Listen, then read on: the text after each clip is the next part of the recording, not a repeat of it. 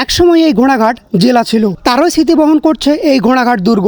ঘোড়াঘাটে জন্মগ্রহণ করে থাকলে এই ইতিহাসটা অবশ্যই জানা দরকার। ঐতিহাসিক বুকাননের মতে এই ঘোড়াঘাট ছিল 10 মাইল লম্বা এবং 2 মাইল চওড়া। ভাইরে ভাই, এটা একটা শহর ছিল। শহর, এই শহরটা অত্যন্ত জনবহুল ও বসতিপূর্ণ ছিল।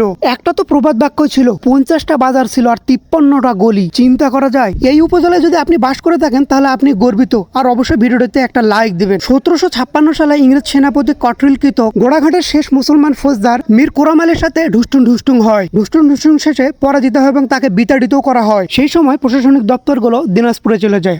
খুব দুঃখজনক বিষয় এটা। আর তখনই কালক্রমে শহরটি ধ্বংসের দিকে চলে যায়। 1786 সালে লর্ড কর্নিশের আমলেও এই ঘোড়াঘাট উপজেলাটি জেলা ছিল। 1787 সালে জেলা কমিয়ে 23-এ আনা হলে জেলা শহর থেকে উপজেলার সৃষ্টি হয়। এই ঘোড়াঘাটের দুর্গগুলো বিভিন্ন রাজার অধীনে ছিল। ঐতিহাসিক বইসমূহের আলোকে জানা যায় এই দুর্গে সম্রাট আকবরের সময় 900-র বেশি অশ্বারোহী বাহিনী ছিল, আর সাথে ছিল 50-টিরও বেশি হাতি এবং 32,600 জন পদাতিক বাহিনী। তবে এখানে দুর্গটি বিদ্যমান নয়, এখানে একটি ভাঙ্গা মসজিদ রয়েছে সেই দুর্গেরই। আর আমি এখন এই দুর্গেরই আশেপাশে পর্যবেক্ষণ করছি।